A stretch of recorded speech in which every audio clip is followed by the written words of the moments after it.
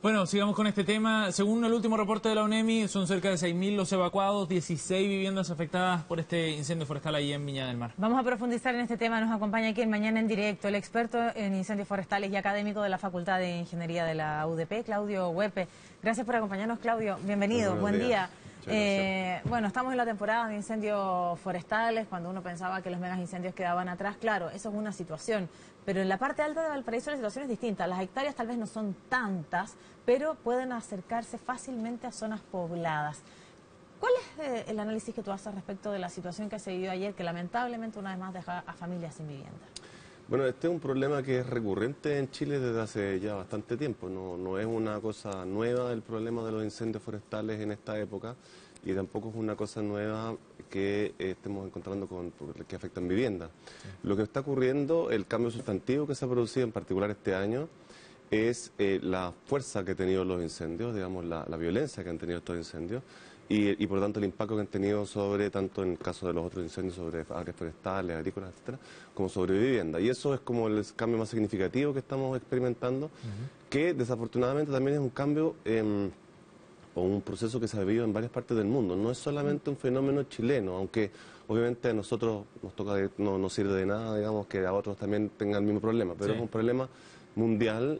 En varias partes, en California, que es como análogo a chilenos, han habido bastantes problemas muy fuertes de incendios en los últimos años, digamos, por el problema de la sequía y el cambio climático. Claudio, ¿y es normal para esta época, digamos, el que nos veamos expuestos a escenarios escenarios climáticos, digo yo, que generen las condiciones propicias para el desarrollo de incendios forestales?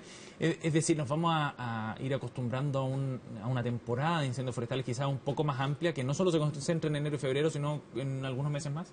Sí, lo que ocurre es que efectivamente, bueno, este año ha sido un caso particular, no se puede decir que todos los años van a ser así, pero en general lo que está ocurriendo y lo que predicen los modelos climáticos es que la zona central va a tener menos lluvia, un porcentaje importante menos de lluvia, es decir, estamos hablando de 30-40%, es difícil estimarlo porque son todas predicciones, pero podría ser de ese orden.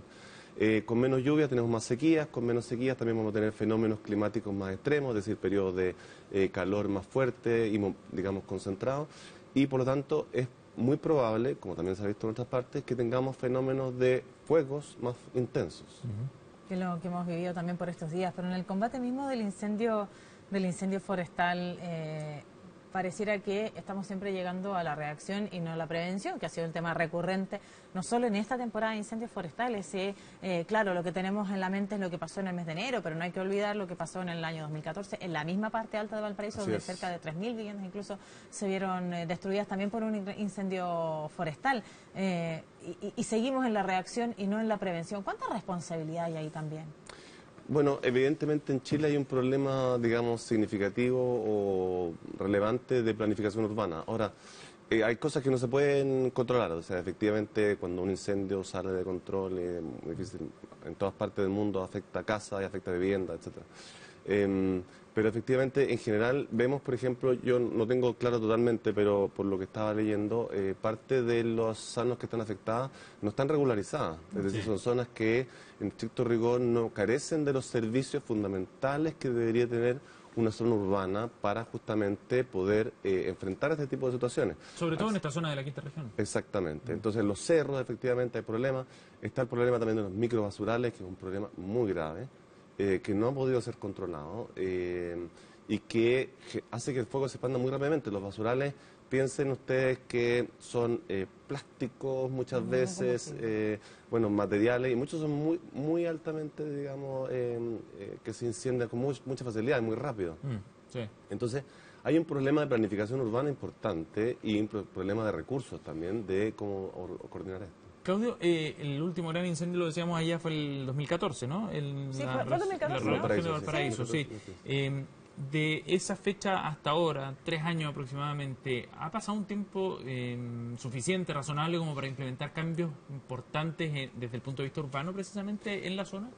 Si bien el incendio fue en Valparaíso y este es en Viña del Mar, bueno, estamos hablando de una zona con características geográficas similares y asentamientos como los que estamos viendo similares. Yo creo que desafortunadamente no. Yo creo que hay que entender que hoy día quien quiera plantearse una solución, no sé si una solución, porque como digo, hay cosas que no se pueden evitar, pero pero por lo menos una mejor manera de enfrentarlo tiene que pensar en plazos mucho más largos, tiene que pensar que hacer un plan y un desarrollo con recursos, con trabajo en probablemente 10 años, 15 años plazo. Y es desafortunado, pero es producto de una historia en que se ha ido generando una serie de problemas que no son de fácil solución. Digamos, pongamos este caso particular, donde hay gente que vive en zonas no regularizadas. ¿Qué se va a hacer? ¿Se va a llevar a la gente a otros lugares? No es una cosa que se puede hacer de un día para el otro. Pero el haber estado regularizado, ¿eso ayudaría al más rápido combate del incendio? Porque es una zona, el sector específicamente del campamento Felipe Camiroaga es un campamento que no tiene muchos años, que no cuentan con ningún tipo de servicio. ¿Sería distinto si ellos tuvieran una situación regular? Es difícil decir exactamente, pero al menos lo que se puede saber es que con una situación regular se podrían tener los planes, los diseños adecuados, los cortafuegos apropiados, se podría tener en el fondo las separaciones. Yo no sé exactamente, no conozco las condiciones particulares, no sé cuán cerca, por ejemplo, estaban las casas unas de otras, de qué materiales, qué tipo de sistemas de prevención tenían. Hay que pensar en que en temas de incendios urbanos, los incendios urbanos han generado grandes impactos en el mundo, digamos, han cambiado fisonomías mundiales. En el caso particular de Estados Unidos, que es uno de los lugares que está más avanzado en este tema, grandes incendios a comienzos del siglo XX generaron toda una legislación que obligó a los particulares, por ejemplo, a tomar una serie de medidas contra el fuego, porque son muy importantes.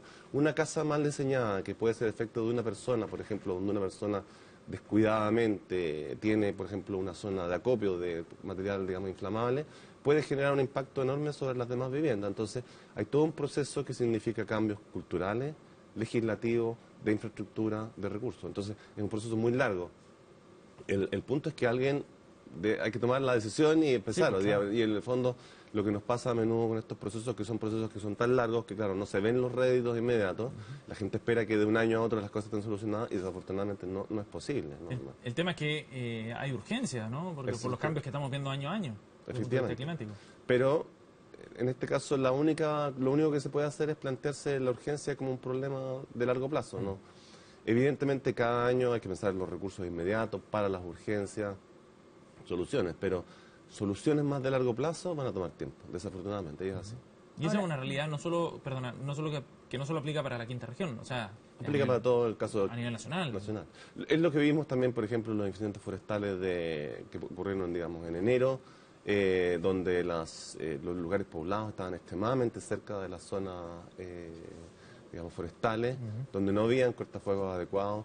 Y desafortunadamente estas son cosas en las cuales la gente y las personas, las autoridades incluso a veces puede ser, se despreocupan cuando no hay problema. En el fondo aparecen cuando, claro, efectivamente, cuando no hay problema, todo el mundo dice, bueno, ¿para qué tanta distancia? Y se despreocupan un poco y requiere, por eso digo, un trabajo de largo plazo, de cambio de muchas cosas. Claro, y cuando hablamos de vivienda la situación se torna aún más dramática porque tenemos ahí a familias completas que con mucho esfuerzo lograron conseguir materiales, levantar una casa en un terreno donde finalmente llega un grupo de familias y se queda en ese lugar, pero con el esfuerzo que hacen para poder tener algunos enseres y poder tener finalmente una vivienda. Y en ese sentido la planificación urbana es clave porque son familias, y lo mismo pasa en Valparaíso, son familias que llegan a algunos terrenos y que después llega la urbanización para ellos. Pasó en el primer incendio, yo creo que con el que debutó esta temporada de incendios forestales, en el incendio Puertas Negras, donde también cerca de 200 hectáreas, pero arrasó con una población completa que ya estaba urbanizada, pero que también había comenzado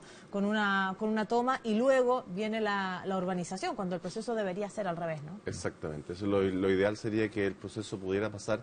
Hoy día existe, no demasiado, pero existen, por ejemplo, estudios de zonas de riesgo, entonces evidentemente no debería permitirse. Ahora, el problema es que si uno prohíbe algo, tiene que dar una alternativa. No puede ser una prohibición que no genere una alternativa. Cuando la gente necesita casa, evidentemente que en su necesidad y en su urgencia van y buscan lugares donde pueden construir.